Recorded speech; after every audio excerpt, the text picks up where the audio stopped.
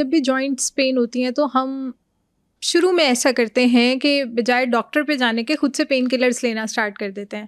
Pain colour سے فرق نہیں پڑتا تو ہم کیا کرتے ہیں, بہت ساری میڈیکیشنز اس طرح کی ہے جو آئنٹمنٹس ہم لگا لیتے ہیں, آئل لگا لیتے ہیں, اس کو مالش کرنا اسٹارٹ کر دیتے ہیں. پھر جیسے آپ نے ذکر کیا ہم نی کیپس پہن لیتے ہیں, کریپ بینڈیج اوپر کر لیتے ہیں.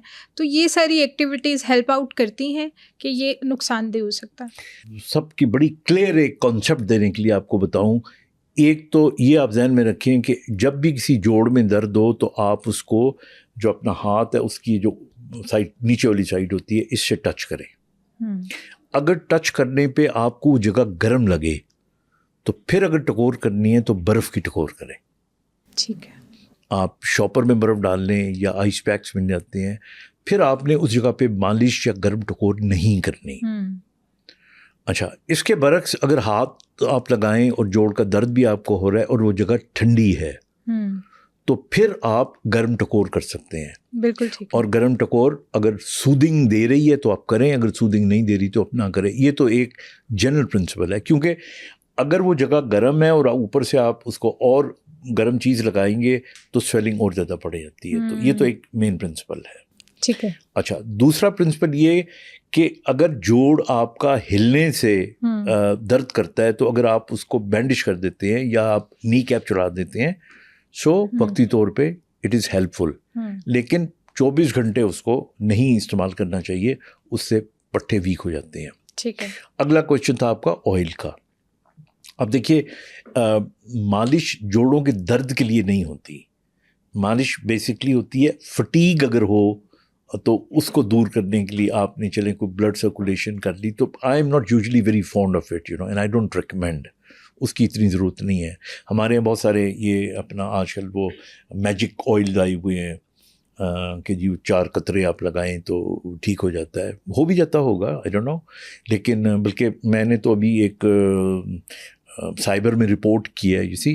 میرا انہوں نے آرٹیفیشل انٹیلیجنس سے, جس طرح ابھی میں آپ سے بات کر رہا ہوں تو اس کا ایک کلپ بنا کے آرٹیفیشل انٹیلیجنس سے میری آواز کے اندر الفاظ نکال کے, تو ایک کوئی لکوڈ ہے وہ جوڑوں پہ لگائیں تو بڑا آرام آ جاتا ہے. وہ انہوں نے تو میری ایک دم مجھے 1-2 دوستوں نے فون کیا کہ ڈاکٹر صاحب, تو میں نے کہا نہیں, میں تو کبھی ایسا نہ کیا اور نہ میں پروموٹ کرتا ہوں. میں کبھی کسی میڈیسن کو پروموٹ نہیں کرتا, اینڈ میرا خیال ہے کسی ڈاکٹر کو کرنا بھی نہیں چاہیے. تو وہ پھر میں نے جو میری ٹیم ہے اس کو میں نے کہا کہ جی آپ یہ رپورٹ کریں. تو آج کل پھر مجھے پتہ لگا صرف میں نہیں بلکہ چند ایک بہت بڑے بڑے ڈاکٹرز, یعنی ایک اتنے بڑے معتبر ڈاکٹر جن کو doctor Adeeb Rizvi, I think he is an icon of medicine, ان کا انہوں نے کیا کیا کہ آرٹیفیشل انٹیلیجنس سے, وہ گردوں کے اتنے بڑے کراچی کے ڈاکٹر ہیں, تو اس پہ انہوں نے لگایا ہوا کہ بلڈ پریشر کی دوائی کا فائدہ نہیں, آپ یہ مطلب this kind of thing, the criminal activities.